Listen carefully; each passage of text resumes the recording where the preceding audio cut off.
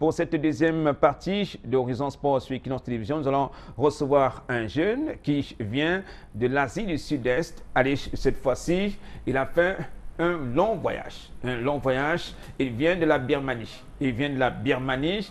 Serge Philippe Ndongo est footballeur et évolue en Birmanie. Bonsoir Serge et bienvenue sur Equinox Télévision. Bonsoir Hervé, bonsoir au coach, bonsoir à mon confrère Thierry, ainsi qu'à tous les téléspectateurs d'Equinox de par le monde et au Cameroun. Ça va Serge? Très bien, super. Comment fait-on pour être footballeur en Birmanie?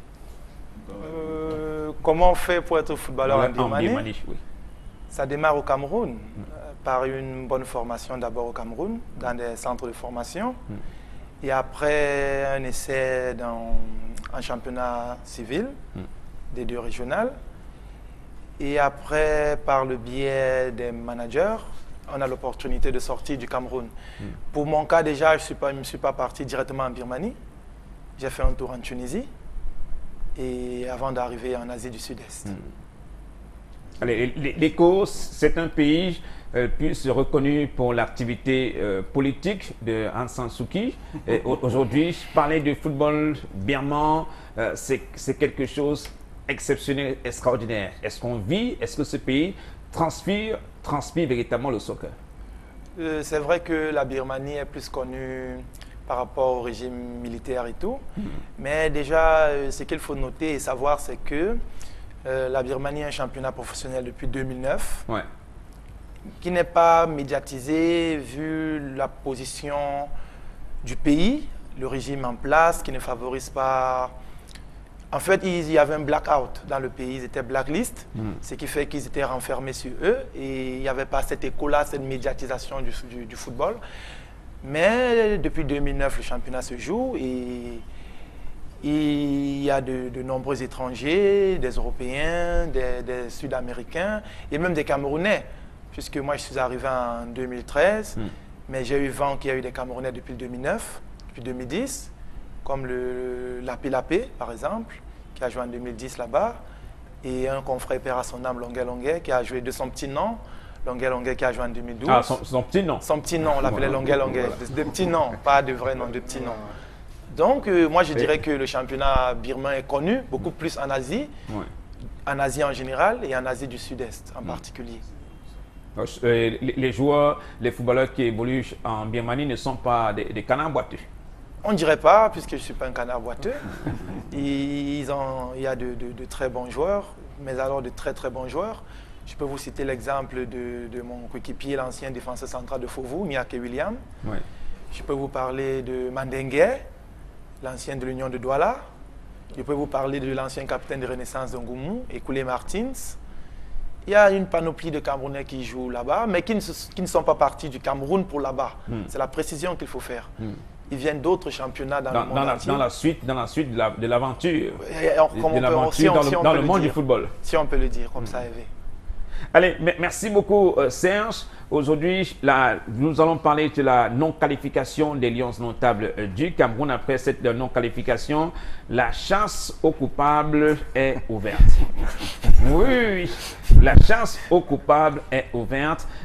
D'abord, réaction des footballeurs, même si Thierry est déjà proche de la retraite. Thierry, votre réaction à la suite de la non-qualification du Cameroun et de certains cadors du continent africain pour ce mondial russe en 2018? Oui, c'est un peu triste parce que nous, on avait l'habitude de voir certains pays à la Coupe du Monde, mais concernant le Cameroun, moi, je ne vais pas tirer sur des joueurs.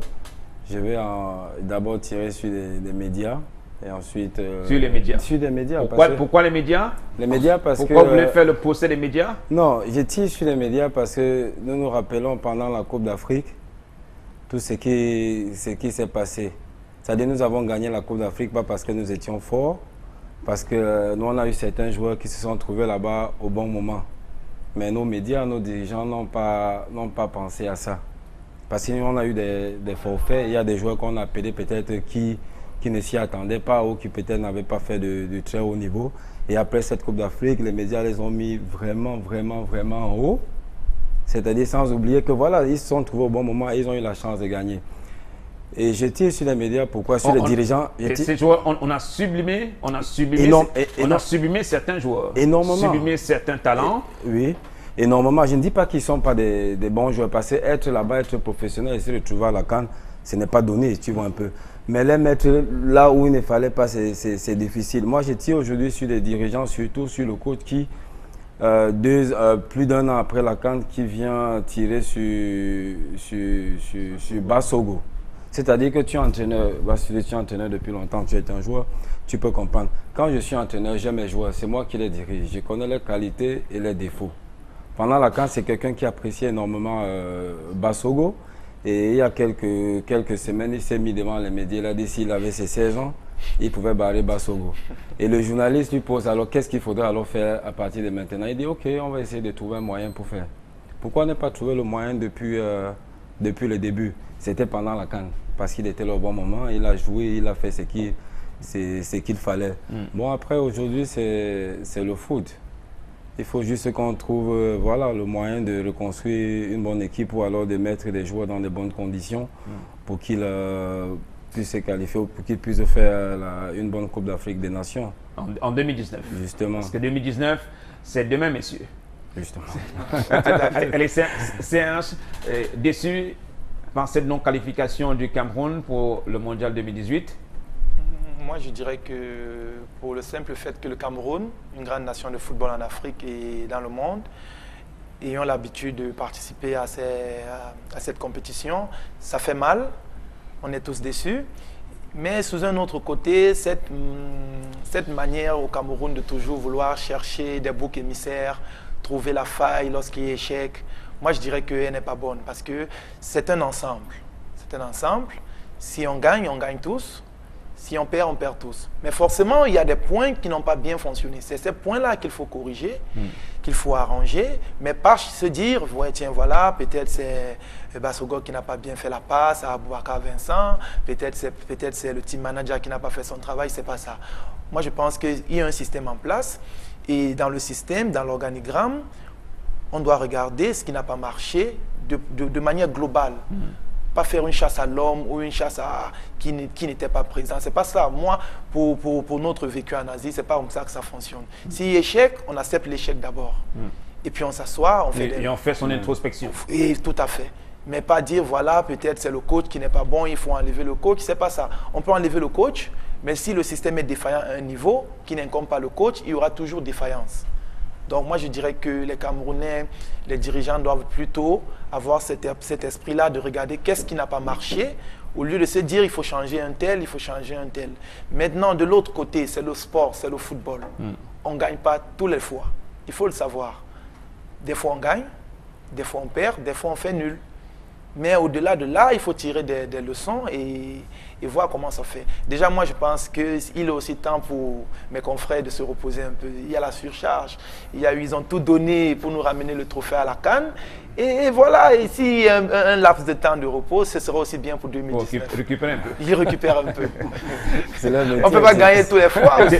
Thierry n'est pas d'accord. Il dit c'est le métier. C'est le métier de footballeur. Il faut travailler. Justement, il faut travailler. Ça, il faut travailler. On veut gagner tous les fois. Mais on ne peut pas gagner toutes les fois. C'est ça. Même en entreprise, on ne peut pas faire le chiffre d'affaires chaque fois. C'est pareil au football. On ne peut pas gagner chaque fois. C'est ça la vérité. Il faut accepter l'échec. Il faut accepter la défaite. Il faut donc aller en victime résignée. Pas toujours, coach. Moi, je dirais qu'aucun footballeur ne va sur un aire de jeu pour perdre. On va pour mouiller le maillot à fond pour gagner. Maintenant, il y a des alinéas. Peut-être l'adversaire est plus fort que nous. Peut-être ça n'a pas fonctionné. Les coachs le savent. On peut mettre un système en place, ça ne fonctionne pas. Ce sont des hommes quand même. Ce ne sont pas des robots.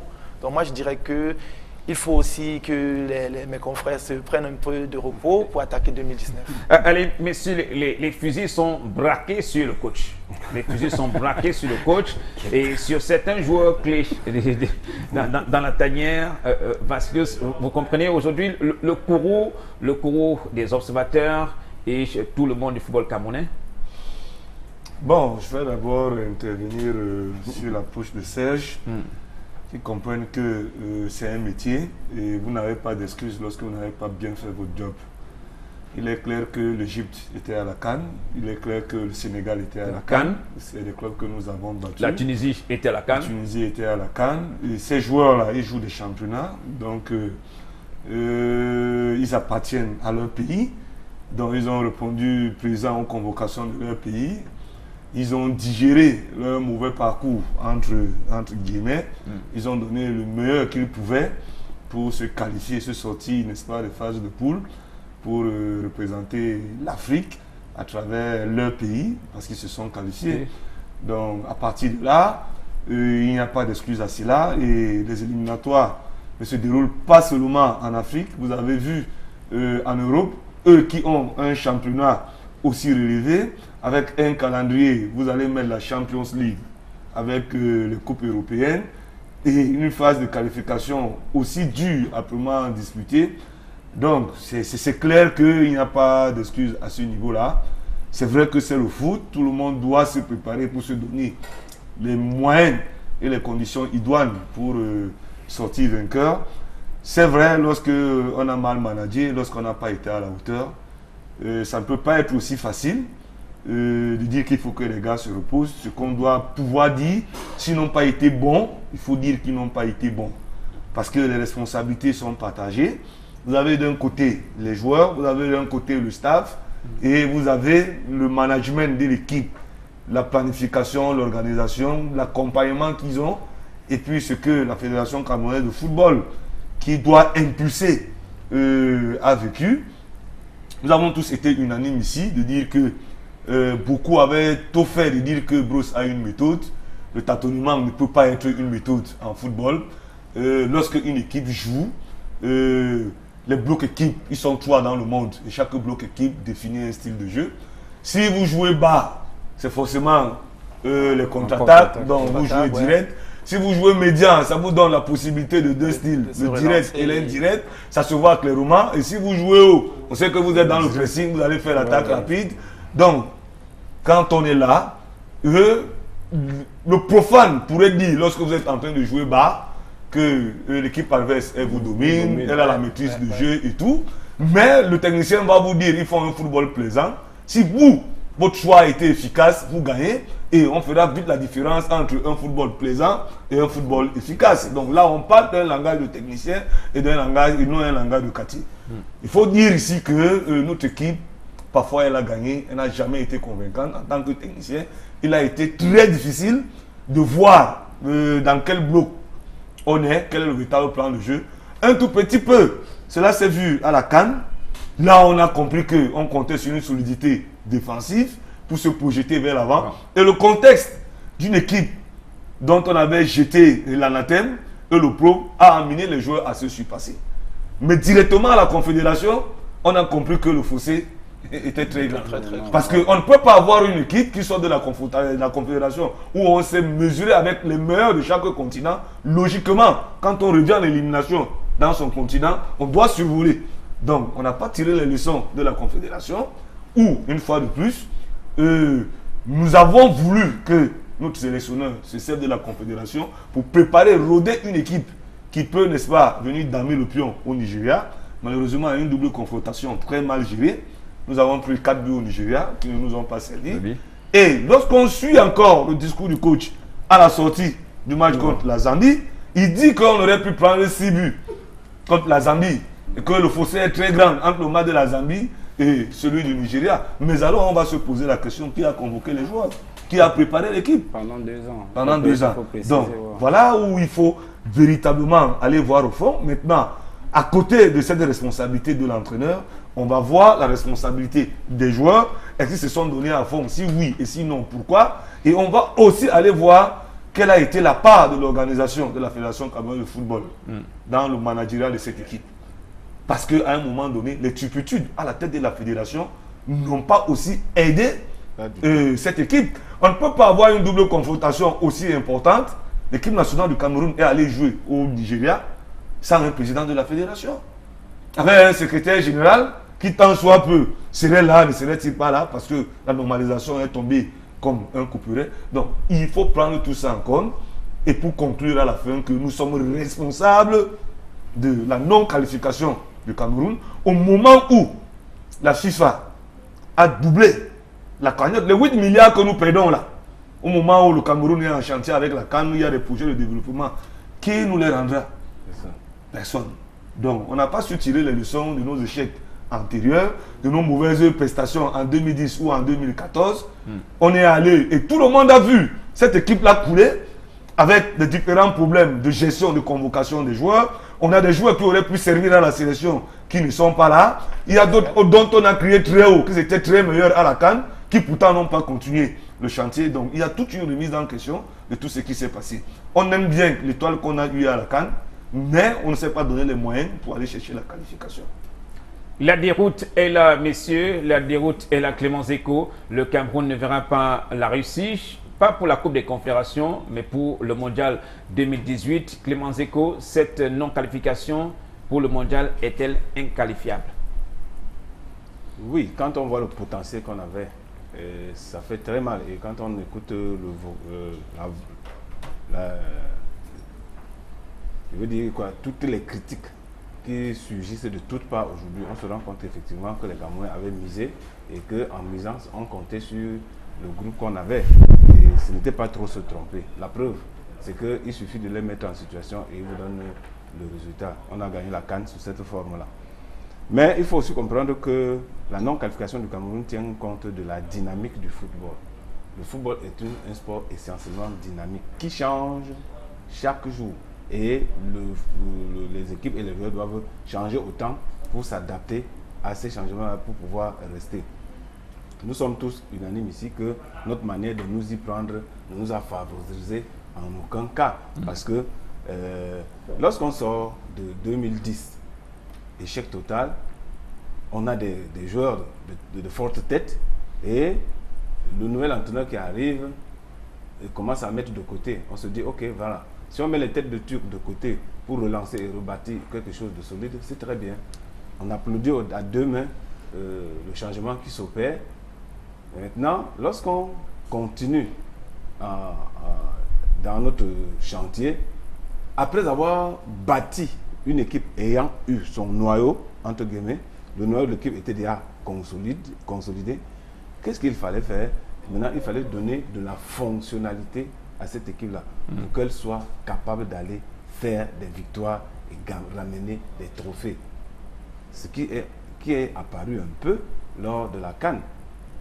Blessés dans leur morale, ils ont relevé le défi. Chacun a voulu démontrer qu'ils sont capables, parce que c'est essentiel.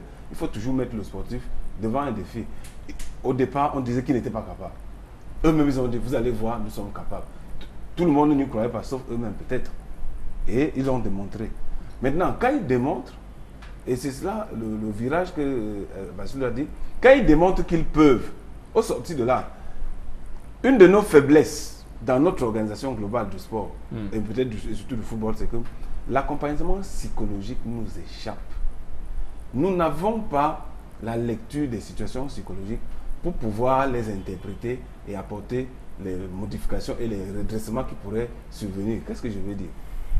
L'équipe nationale du Cameroun avait un préparateur psychologique qui, dans les situations, savait comment apporter le discours pour recharger la batterie afin que le joueur soit capable d'aller au fond de soi pour relever le défi. Mais à cause de nos querelles internes et autres fanfaronnades, on a mis de côté le préparateur psychologique. Et la psychologie revient pour nous aux pratiques magico-religieuses, ce qui n'a rien à voir avec les situations réelles de foot. Maintenant, comme on n'a pas pu lire la situation, on a tâtonné. Parce que un garçon à qui vous avez dit tu ne peux pas, dès qu'il peut, la première des choses qu'il doit te dire, tu as vu. Oh, le temps qu'il te dise tu as vu, lui-même il baisse. Parce que sa motivation n'est plus la même. Elle n'est plus la même. Et maintenant, qu'est-ce qu'il faut faire pour rebobiner, pour que la motivation dépasse l'antérieur? Parce que non seulement il faut que sa motivation reste, mais qu'elle accroisse pour lui donner la possibilité de faire les challenges nouveaux. La preuve, c'est que nous sortons de la CAN et nous avons très heureusement une situation de la Coupe de Confédération. Nous allons nous confronter aux gens qui sont nettement supérieurs à nous. Si nous allons pour apprendre, nous allons aller relever un défi. Parce qu'en apprenant, nous allons au moins gagner en fonctionnalité. Et c'est pour cette raison que Vassil nous dit qu'une fois revenu ici, il serait normal, sortant de la Confédération, de survoler la compétition ici. Or, nous sortons de là avec une déculottée et il n'y a toujours personne pour amener les joueurs à lever la tête. Parce que, regarde, il y a des petits gestes même sur le terrain. Hein. Dès qu'il y a une situation, les joueurs baissent la tête. Ils baissent d'abord la tête par découragement. Du banc, on dit relever la tête. Donc, dans le relever la tête, il n'y a pas eu de souci pour relever la tête. Et on est resté la tête baissée. La tête est restée baissée. On a attaqué la préparation de la CAN, de la Coupe du Monde. Dans la préparation de la Coupe du Monde, la feuille de route, malheureusement, au Cameroun, comme c'est le coach qui est en place, qui définit sa feuille de route, il vous dit ce qu'il veut faire aujourd'hui, il vous dit ce qu'il va faire demain. Non pas qu'il suit un chemin. Quand vous voulez faire construire votre maison à un maçon ou à un entrepreneur, vous lui remettez le plan et il construit selon les plans que vous lui avez donnés. Vous ne lui dites pas que bon, je veux construire une maison, viens me construire une maison. Il construit comme il veut et il vous donne. Non, ça ne se passe pas comme ça. À défaut de lui donner un plan, vous lui dites, je veux 3 chambres, je veux 2 salons, je veux une cuisine, je veux. À partir de votre description, il fait votre maison en fonction des exigences techniques du domaine. Or, le nôtre d'entraîneur, il n'a pas de feuille, donc il se bat comme il peut. Et entre-temps, lui-même, il a déjà égrené un certain nombre et provoqué un certain nombre de problèmes tels que le rapport avec ses joueurs. Et comme je disais ici, la ressource la plus importante dans le mouvement de sport, c'est le joueur. Ça, ne nous trompons pas. Ce n'est pas le président, ce n'est personne d'autre. La ressource la plus importante, c'est le joueur. Et lorsque vous avez misé sur le joueur en utilisant tous les corps de métier qui gravitent autour du joueur pour pouvoir le mettre dans son optimum, on en tire la meilleure. On en tire. Vous croyez que le pétrole que nous utilisons dans nos véhicules là ne sortent pas de fond de terre sous cette forme-là? Il y a tout un corps de métier qui transforme. Il y a celui qui part chercher, il y a celui qui transforme et ainsi de suite. Donc il y avait ce mouvement-là qu'on n'a pas réussi à faire. On est passé à côté. Maintenant, nous devons cesser de pleurnicher et nous poser la question, comment faire pour ne plus retomber dans cette... Comment faire pour rebondir? Et vous avez bien fait de parler tout à l'heure de la chasse aux sorciers. Oui, tous ceux qui ont la responsabilité d'avoir empêché que le Cameroun se qualifie doivent rendre le tablier. Et dans cette responsabilité, moi je passe en premier le sélectionneur. Simplement pourquoi? Parce que lorsque vous construisez une rupture de dialogue avec le groupe que vous gérez, honnêtement, vous êtes à côté. Vous devez laisser tomber. Vous ne pouvez pas dire de vos joueurs, de vos propres joueurs. Donc vous avez la latitude de sélectionner, de les mettre sur le terrain et de leur exiger un certain nombre de choses qu'ils ne sont pas bons. Si vos choix ne sont pas bons, c'est vous qui l'êtes. C'est vous qui l'êtes. Parce que c'est vous qui faites ces choix. Et maintenant, lorsque cette rupture est survenue, véritablement, pour que l'envie, la motivation et la confiance renaissent, il faut d'abord mettre ce maillon de côté et appeler une nouvelle personne autour de qui l'espoir va être fondé. Chaque joueur va dire, ok, peut-être que celui-ci pourra me voir bien.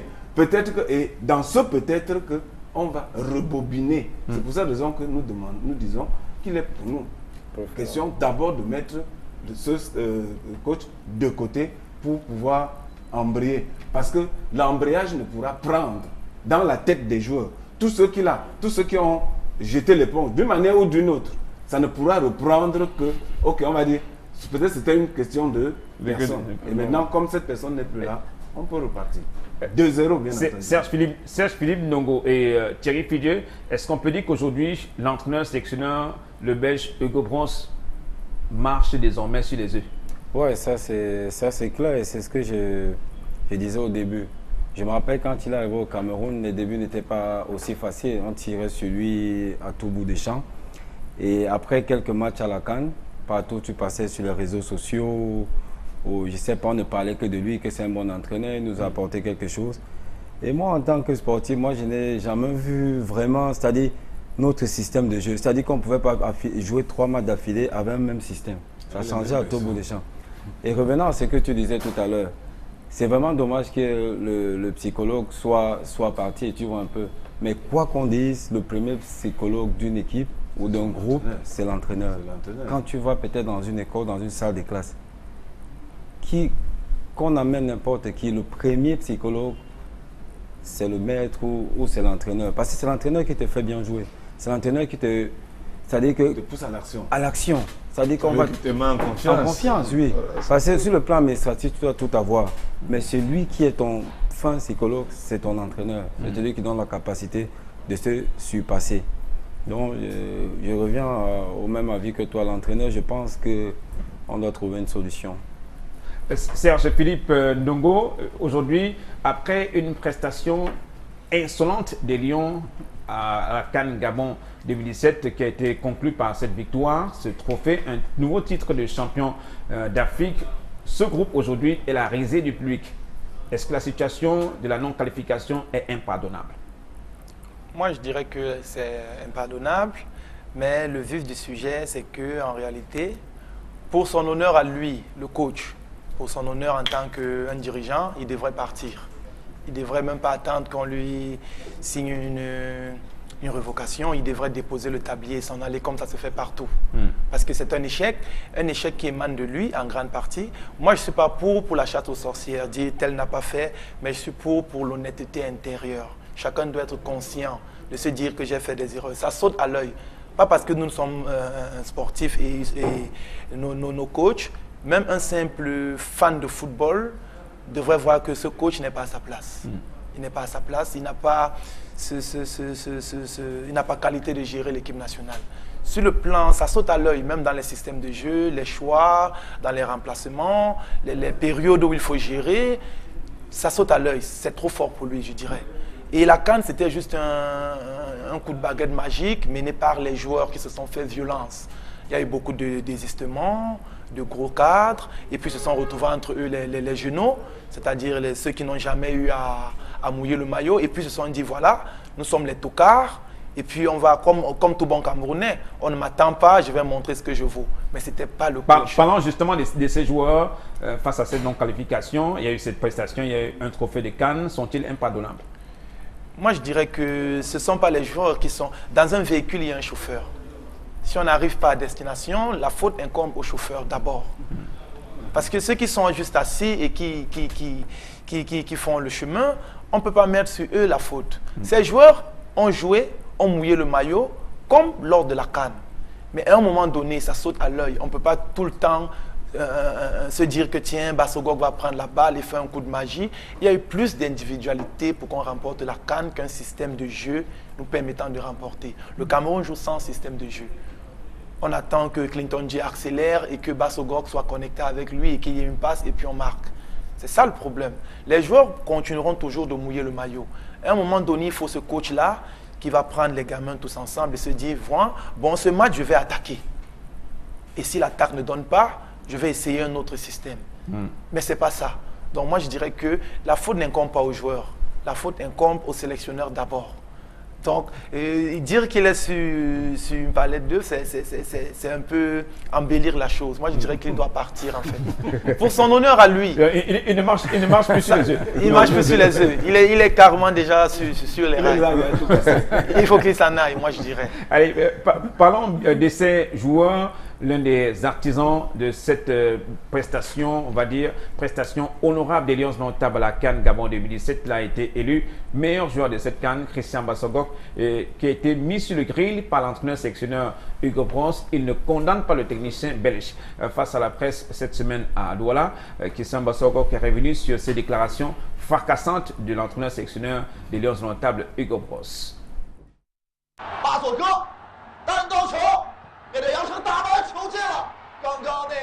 Christian Bassogog, meilleur joueur de la CAN 2017, était face à la presse ce jour à Douala.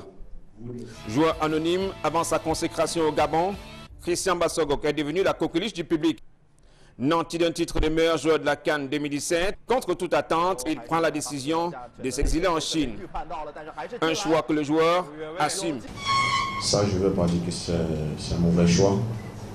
Donc, par rapport à ma signature en Chine, je fais confiance à mes agents et je pense que c'est à eux de voir qu'ils voient la bonne solution pour moi.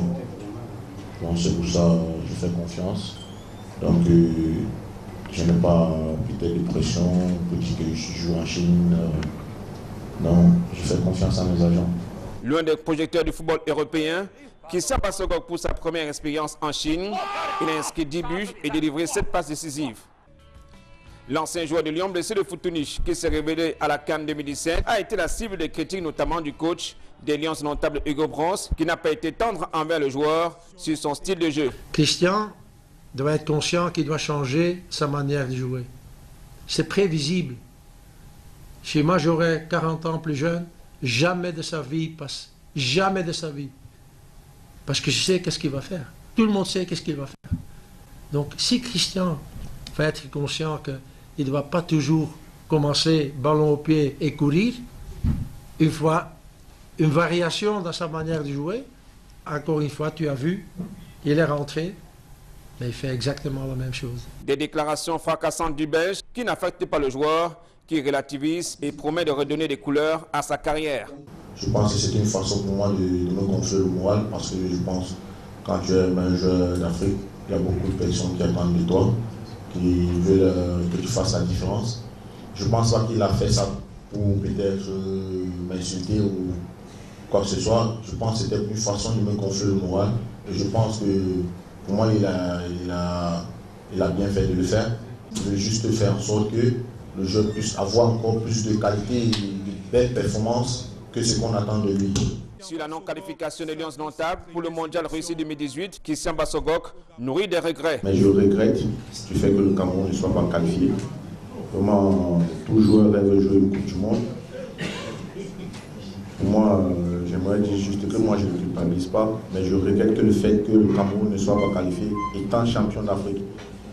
Là au moins si le Cameroun n'était pas champion d'Afrique, on pouvait comprendre que non, le Cameroun sort de nulle part pour ne pas se qualifier, mais nous sortons champions et nous ne sommes pas qualifiés pour une Coupe du Monde. Ça c'est un regret que tout joueur peut avoir.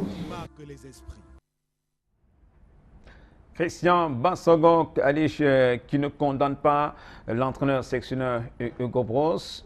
Une communication du joueur, Serge Philippe, le joueur ici, ne tient pas rigueur à son entraîneur. Moi, je comprends le confrère. Et à un moment donné, il faut aller un peu en douceur. Parce que c'est aussi ça le football. Il faut être capable d'encaisser, même si ça vient de son sélectionneur. Et se dire, tiens, voilà, quelque part, il veut me booster le moral et il veut le meilleur de moi. Et sous un autre plan, il y a une carrière à faire. Le confrère est jeune et c'est des réalités du monde. Il ne sait pas où il va rencontrer le même sélectionneur demain. Aujourd'hui, il est en équipe nationale. Et aller en guerre avec lui, c'est se mettre un coach ou alors un collège de coach sur le dos. Donc l'idéal pour lui serait de la boucler et de jouer. C'est clair que lorsqu'on voit la conférence de presse, c'est avec beaucoup de remords qu'il parle et même l'expression de son visage en dit long. Et il essaie de la jouer douce pour préserver sa carrière qui est encore très longue parce qu'il est tout jeune. Mais moi je dirais que si ça aurait été un plus âgé, il aurait été direct et clair avec lui. Parce qu'il y a aussi un orgueil, il y a un ego, il y a aussi une réputation, puisqu'on ne peut pas expliquer que quelqu'un qui était un joueur qui était meilleur joueur de la CAN en janvier et que le même sélectionneur qui l'a tenu vienne quelques mois après dire que tiens, le mec il ne parvient pas à changer sa manière de jouer et c'est trop stéréotypé, ça ne tient pas la route en fait. Moi, je crois que le sélectionneur a juste cherché à la camerounaise parce que j'ai l'impression qu'il s'est déjà imprégné du système camerounais. Il s'est camerounisé, comme le coach dit. Il cherche les boucs émissaires. Mais la réalité, c'est quoi? C'est lui le problème, en fait.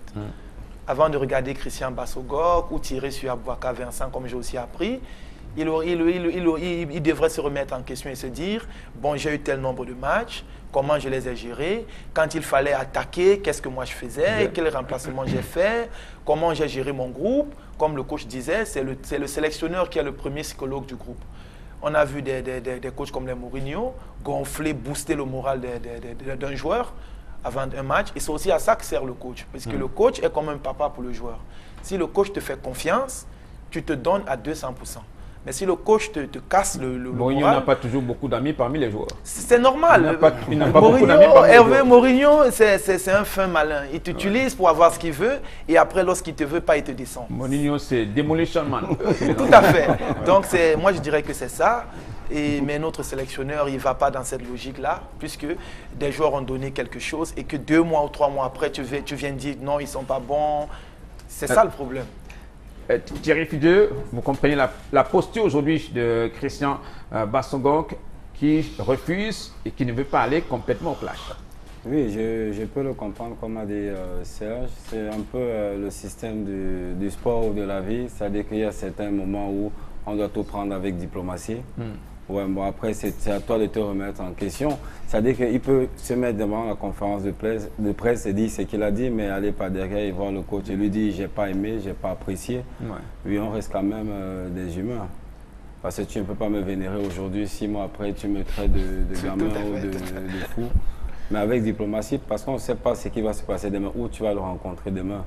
Donc peut-être moi, sa place, j'aurais aussi fait comme ça, mais pas derrière, j'aurais pu discuter avec lui. Et nous allons parler de ce football en Birmanie. Serge Philippe Ndongo, ce football en Birmanie, aujourd'hui, c'est la première division. Vous êtes à votre 4e saison sportive en Birmanie. Aujourd'hui, est-ce que l'athlète, le footballeur, s'épanouit dans ce football birman? S'épanouir dans le football, je dirais oui, puisque dans la vie, le football est une profession. Ça veut dire que le sportif n'a que son football. Et c'est derrière son football qu'il a appelé à vivre au quotidien, qu'il a appelé à résoudre ses problèmes, aider la famille. S'il faut voir de cet angle-là, le footballeur étranger en Birmanie s'épanouit. Voilà, il s'épanouit puisqu'il est rémunéré à la hauteur de ses activités. Et indépendamment, on a en image quelques matchs de votre championnat. Indépendamment d'où nous venons, nous les Africains, nous disons, en connaissant les réalités de l'Afrique, puisqu'il y a des Camerounais, des Nigérians, des Maliens, des Guinéens, bref, toutes les nationalités africaines y participent au championnat. La vérité que je dirais ici et qui est un peu cruelle, c'est qu'un pays n'étant pas très connu, n'étant même pas médiatisé, mais côté logistique, côté revenu, côté salaire, c'est carrément le jour et la nuit avec le Cameroun qui est une très très grande nation de football. Et du coup, ça choque énormément et à la limite, ça fait honte. Puisque nos coéquipiers asiatiques, toutes nationalités confondues, nous craignent et Ils respectent le footballeur camerounais. Et c'est ça qui fait beaucoup mal. Lorsque tu es à l'étranger, peu importe où tu es respecté parce que tu viens du pays de Roger Mila, Samuel Eto'o et tout, mais que toi, connaissant les réalités que tu as laissées, ça frustre et ça fait mal. C'est ça la réalité. Puisque si l'on se retrouve en Birmanie, par exemple, et on n'a pas l'or, on ne roulons pas sur l'or, mais c'est nettement mieux qu'au Cameroun. Et c'est ça le paradoxe. Dans un pays hautement militarisé, mais le footballeur réussit quand même à vivre de son métier. Oui, tout à fait. Puisqu'on n'exerce aucune autre activité là-bas, hormis le football. Et lorsqu'on voit comment est-ce qu'ils ont pu bâtir, et je tiens à rappeler qu'ils ont débuté en professionnel en 2009. Oui. Mais lorsque on fait de 2009 à 2013, quand moi je suis entré, je me suis demandé si eux ils sont professionnels depuis peut-être 40 ans ou 50 ans. Tellement tout est différent avec le système camerounais que tu te demandes des fois qu'est-ce qui se passe. Et c'est ça la réalité. Et vous inviterez peut-être d'autres coéquipiers qui jouent là-bas. Vu de loin, certains parleraient d'un pays très très pauvre. Mais comment réussit-on à propulser son football à ce niveau? C'est la vérité, un pays très très pauvre, mais qui ont, je dirais, cette envie-là de se dire pourquoi pas nous, puisqu'ils sont très tricheurs, ils regardent à côté. Ils regardent la Chine qui n'est pas très loin, juste à 3 heures de vol. Et ils se disent, si en Chine il y a ça, pourquoi pas chez nous? Et ils se donnent les moyens, ils se donnent la volonté d'évoluer au fur et à mesure. Puisque quand moi je suis arrivé en 2013, il y avait un cahier de route que chaque club devait supporter, mais que chaque année, tu observes des améliorations. tiens, une année, on va dire un club, votre stade, il est défectueux. Si vous voulez jouer la saison qui suit, il faut faire des rénovations. Oui. Quand la Confédération asiatique passe pour faire les inspections avant le début de saison, c'est un tollé un peu. On dit non, tel club risque de ne pas jouer la saison qui arrive parce que le club, il n'y a pas peut-être, la salle de conférence n'est pas au standard de la AFC, le stade n'est pas au standard que la FIFA, au norme de la FIFA. Il faut s'ajuster. Il faut s'ajuster et ils arrivent à s'ajuster pour ça. Et c'est ça les réalités. Un pays très pauvre, mais qui crée une logistique incroyable pour le football. Vous parlez tellement très bien de la Birmanie, vous pouvez devenir ambassadeur de la Birmanie et mieux vendre la destination. La première raison de son beau discours, c'est qu'en tant que footballeur, il a une surface de jeu où il peut s'exprimer. Oui. Tout à fait. Des choses. C'est ça. Il a l'air de jeu. Oui. Tant sur le côté entraînement que sur l'encadrement, le matériel, la logistique, le matériel. Voilà, c'est ça qu'on appelle... Ce sont ces conditions-là qui amènent aux professionnels. C'est-à-dire que, je prends le cas au Cameroun, on a demandé au Cameroun que les équipes passent d'équipes ordinaires à Société anonyme. Allez vérifier, et ça fait peut-être 3 ou 4 ans. Allez donc, jusqu'ici, transformer sur le papier. Seulement sur le papier. Mais maintenant, combien ont des stades? Combien? Parce que l'autre aspect, c'est ce ils sont tellement pointueux. Sur le plan, jusqu'à voir si la salle de conférence sur le plan de l'état d'esprit, sur le plan de l'état d'esprit, de comprendre que c'est un métier et que celui qui exerce ce métier doit vivre de ce métier-là. Il s'organise tel que les contextes du métier sont respectés. Lorsqu'on part inspecter les infrastructures, ça veut dire qu'on a défini un modèle, un standard. Lorsque vous avez ce standard, vous devez vous conformer au standard. Si vous êtes conforme, on valide. Si vous n'êtes pas conforme, on ne valide pas. Regardez nos stades ici qu'on a validés. Nous, on a validé le stade... Chaque saison, on les valide. On a validé le stade. Mais après, qu'est-ce qui se passe dans ce stade-là? Non. Honnêtement, il nous faut faire le saut qualitatif dans l'état d'esprit pour épouser l'état d'esprit du professionnel. C'est d'abord ça. C'est plus cher que de construire et de faire n'importe quoi. C'est ce pas qualitatif-là. Et c'est à ce niveau-là que nous sommes bloqués. Il faut réussir à faire ce pas. Quand tu vois le niveau de notre football et les infrastructures que nous avons, et regarde le niveau où il est, et la qualité des infrastructures, le confort dans lequel ils sont, il y a de quoi, ça doit faire mal. Thierry Fidio, vous êtes en Autriche aujourd'hui, même en Birmanie, il y a le football. Ouais, bon, aujourd'hui, le football, ça va très vite. Et tout, c'est la mentalité, comme dit le frère. C'est-à-dire que c'est se mettre dans la tête qu'on veut changer les choses. Et quand tu veux changer les choses, ça commence d'abord là dans la tête. C'est-à-dire que tu mets un programme, tu dis que cette saison, ça doit se passer comme ça. La saison d'après, ça se passe comme ça. C'est-à-dire ça va doucement. Quand on lui parle de la Birmanie, je suis même un peu surpris. Parce que quand l'AP jouait là-bas, j'étais en contact avec lui. Et ce n'était pas comme ça qu'il me parlait de la Birmanie. C'est-à-dire que seulement 4 ans après... Oui, c'est-à-dire qu'il parlait sur tous les domaines. Pardon, oui. Au Cameroun, quand un président, par exemple, je prends un exemple vraiment banal comme ça, un président paye une séance d'entraînement à 1000 francs. Après, on lui dit que dans notre équipe, on paye la séance à 300. Lui, il revient, il met sa séance à 200. Alors que lui, au départ, il s'est défini lui-même. Il veut faire quelque chose de bien. C'est pour ça qu'il a voté que aussi chez moi, je vais donner 1000 francs. Mais maintenant, dès qu'on lui dit que de l'autre côté, là, tu donnes 1000 francs ici, on donne 500 là-bas. Lui, il veut dire que tu payes 300. Tu payes même trop. Moi, je n'ai pas encore payé. Alors, si on est dans cette mentalité-là, on est très loin. On est vraiment très loin. Trop loin même. Merci Serge pour cette expérience de la Birmanie. Allons sur le terrain des activités des différentes associations dans la perspective de ces élections à la FECAFOOT. L'UCAF qui est sur le terrain. L'UCAF était la semaine dernière dans la région du soleil couchant. Balok John et ses pairs ont rendu visite à tous les acteurs du football dans la région de l'Ouest. Suivons ce reportage de Leclerc Tchakem.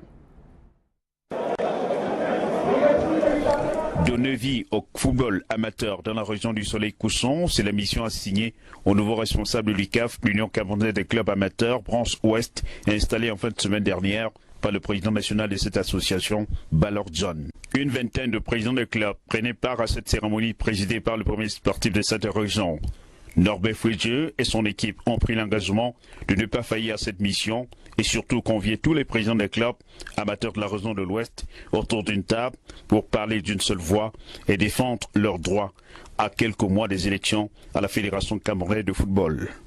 Cette équipe est composée de 11 membres avec pour président Norbert Fouidjeux, premier vice-président des Fous Simon Blaise, deuxième vice-président Djoudjou Zakari, secrétaire général Kamdem Alain, secrétaire général Jean Betchou Sernan, commissaire au compte numéro 1 Kamdem Fils, commissaire au compte numéro 2 Photo Joseph, conseiller juridique Maître Chamadoui, conseiller Gopé Tigana, Biakan Pierre Achille et Ndjanjan Romeo. Pour un bail de 2 ans, le maçon sera jugé au pied du mur.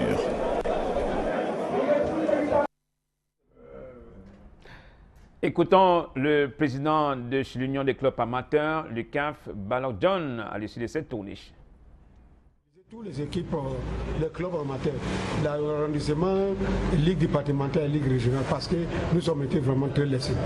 Aujourd'hui, nous sommes un autre charge. Nous voulons monter à la fédération Cameroun Football Club. Cette fédération, ça nous regarde. Au niveau régional, à l'Ouest, c'est déjà pour nous une très bonne chose.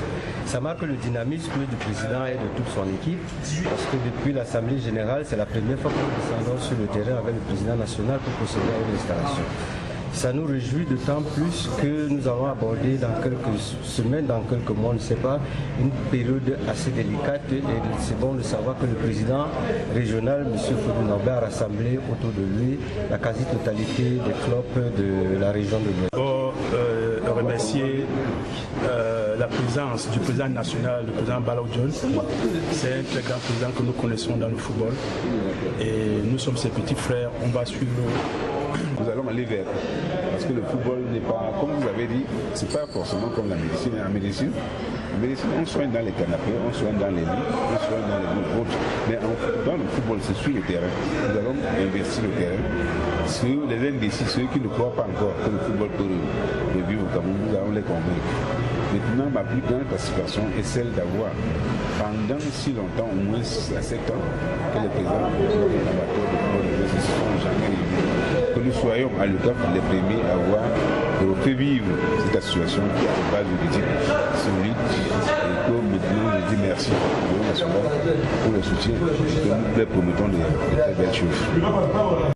Merci à Leclerc Tchakem. Dans la Ligue régionale de football du littoral, la reprise du championnat, c'était ce mercredi, notamment un derby entre le Caïman de Douala dans ses couleurs, le rouge-blanc, et Oryx Djemea en jaune. Une victoire du Caïman de Douala grâce à ce magnifique coup franc. Oui, un coup franc est inscrit dans les ultimes minutes de la rencontre. Le jeune Nguye Jean-René, coup franc assassin, qui permet ainsi à Caïman de Douala d'enlever cette rencontre, ce derby. 1-0, mais le Léopard de Douala qui a battu l'équipe de Longas 3-1 demeure leader. 29 points pour l'équipe du canton d'Aïdo et 26 points pour le Caïman de Douala. 3 points qui séparent le leader Léopard et son dauphin Caïman de Douala. Dans la région du sud-ouest, se place au quart de finale. Ce sera ce samedi et dimanche au Centenary Stadium. On donne rapidement les affiches. Le quart de finale ce samedi du côté de Moliko Stadium de Bouya. Besta contre Mamo et Yondé contre Saint-Peters de Limbe dimanche au Centenary Stadium de Limbe.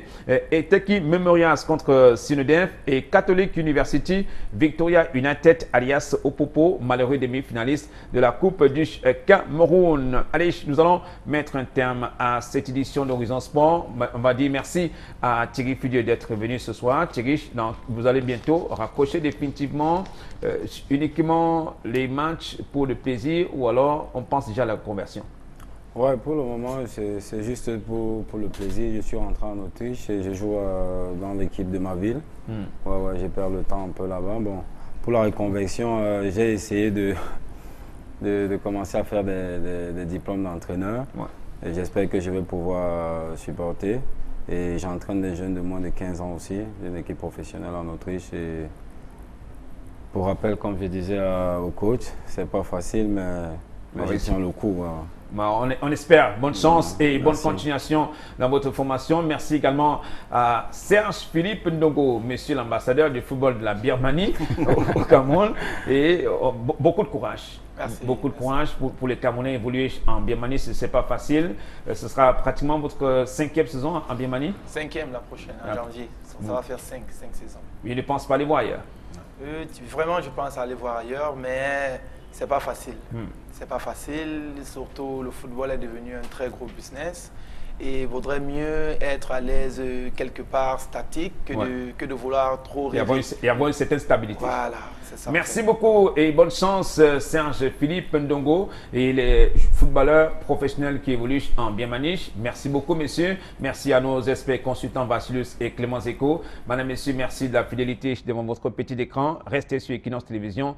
Allez dans les stades, vivez les spectacles et on se donne rendez-vous la semaine prochaine. Salut, bonsoir.